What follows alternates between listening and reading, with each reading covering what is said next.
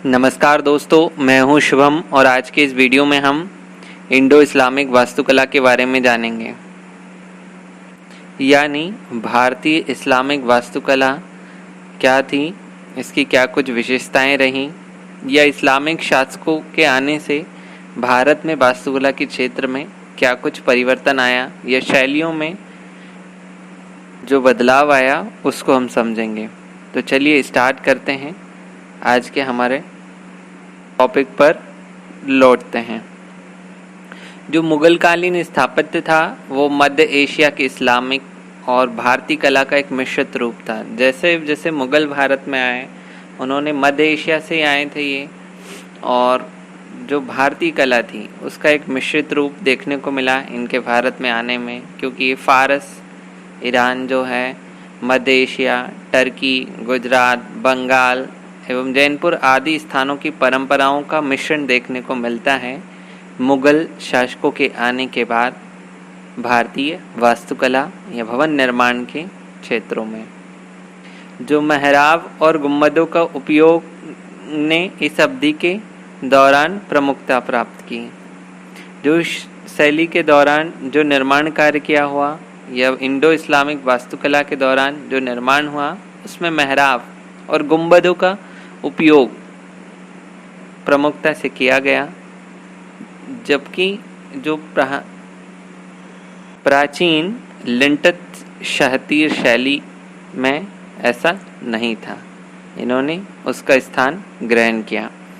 Islamic शासकों ने मस्जिदों और मकबरों के चारों ओर मीनारों का उपयोग प्रचलित किया। मतलब इस्लामिक शासकों के आने के बाद ही मस्जिदों और मकबरों के चारों ओर मीनारों का उपयोग होना प्रारंभ हुआ आर्किटेक्चर के क्षेत्र में।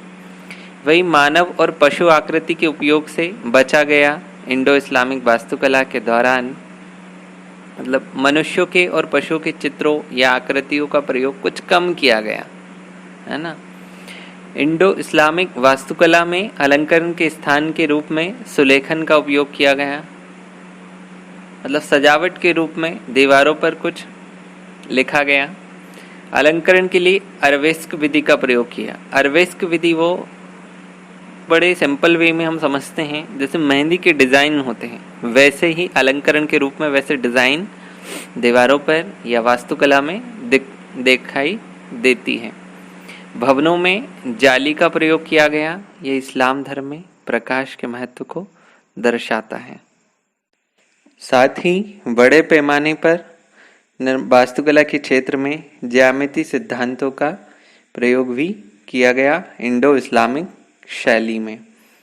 निर्माण कार्यों में जोड़ने वाले एक एजेंट के रूप में गारे का प्रयोग आरंभ हुआ इंडो इस्लामिक वास्तुकला के क्षेत्र में।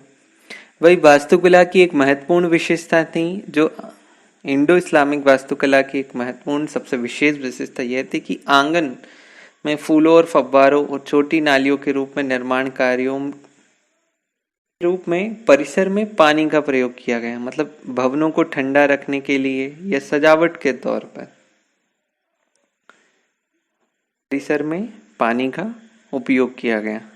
वास्तुकला में पत्थर की दीवारों में कीमती पत्थरों और रत्नों को जोड़ने के लिए पित्रादुरा तकनीक का उपयोग किया गया। जो पित्रादुरा तकनीक है, इसका भारत में पहला स्मारक है एतमादुद्दौला का मकबरा में इसका पहला प्रयोग किया गया पित्रादुरा तकनीक का। वास्तुकला की एक और अनूठी विशेषता भवनों में अग्रदृश्य तकनीक। अग्रदृश्य तकनीक मतलब जो भवन दूर होते हुए भी पास दिखाई देते थे, कुछ इस प्रकार से इनको आर्किटेक्ट किया जाता था।